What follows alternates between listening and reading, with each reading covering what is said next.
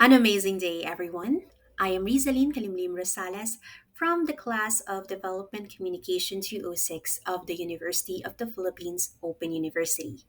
I'll be presenting a portion of Module 2, Types of Print Communication Materials.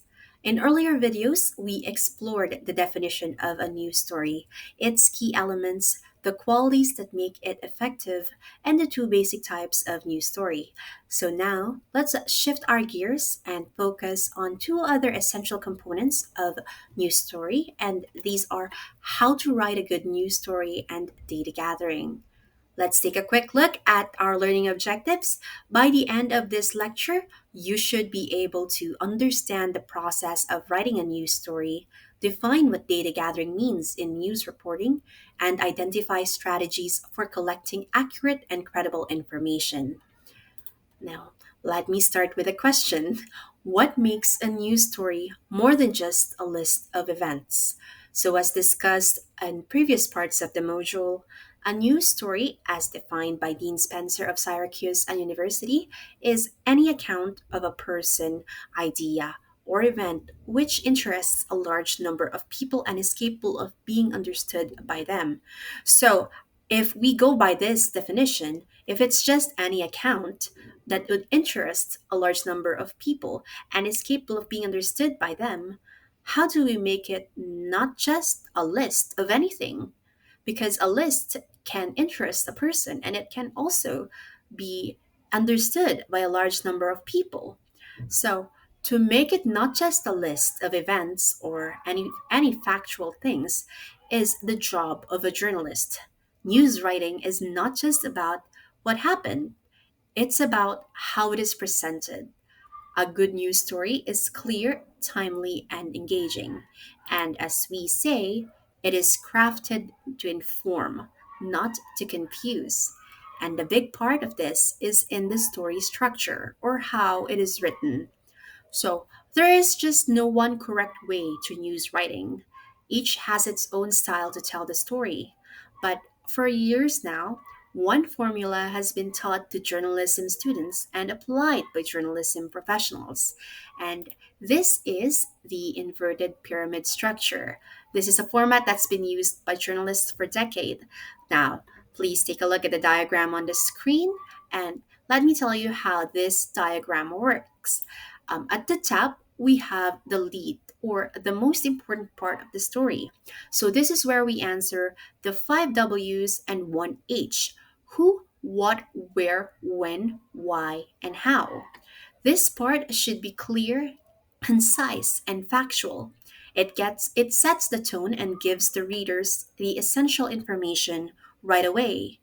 And then we move to the succeeding parts. The middle part of the pyramid is where we add the supporting details. This can be quotes from sources, statistics, and other relevant facts that give depth to the story.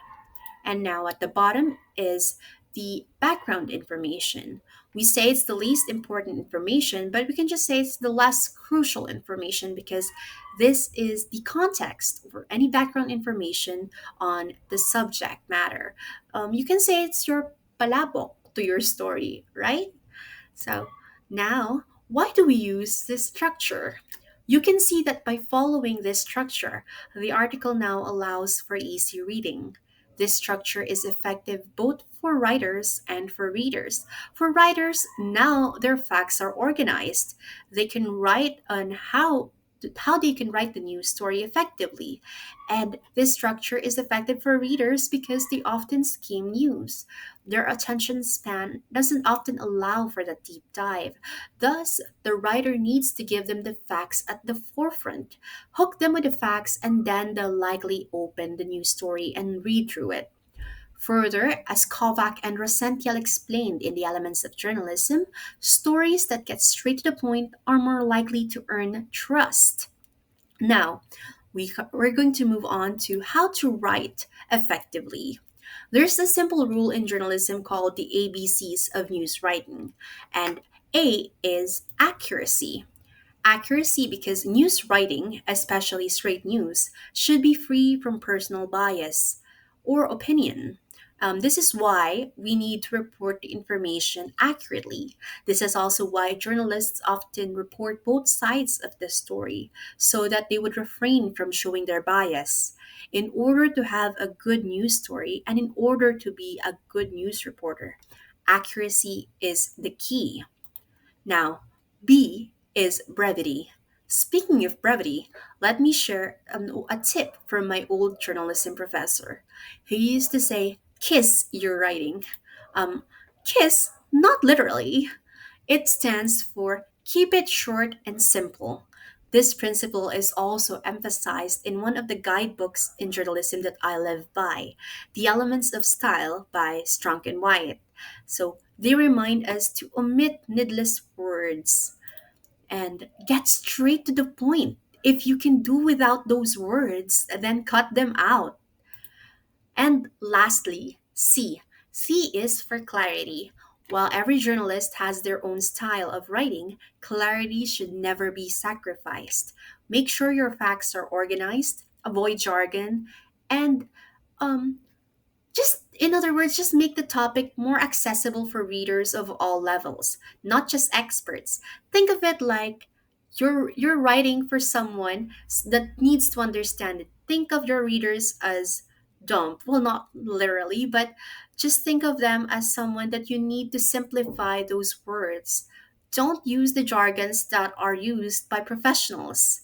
That makes them question. Don't make your readers have to open a dictionary to understand your news story.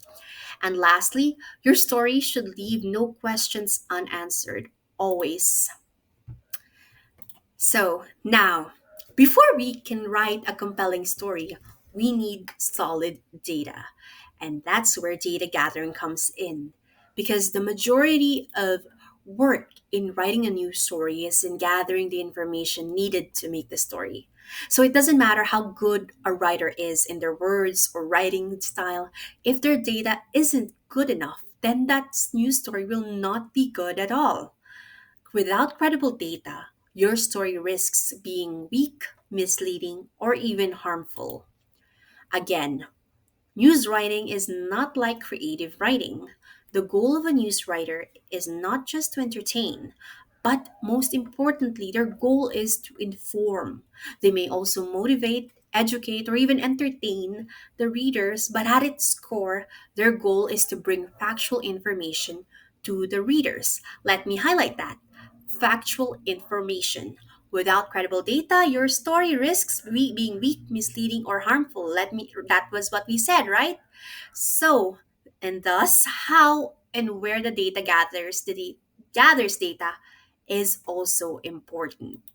Now, a reporter can gather data through primary or secondary source. Primary source, these are first-hand accounts. This can be interviews, eyewitness accounts, press conference, and official documents.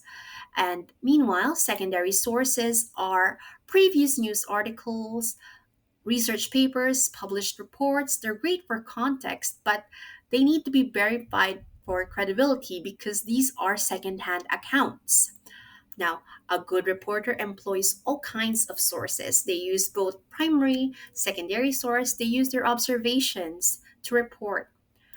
But a reminder that a reporter should gather the most trustworthy sources. So the information that they should be from someone who knows the best subject best and or the most reliable sources of information.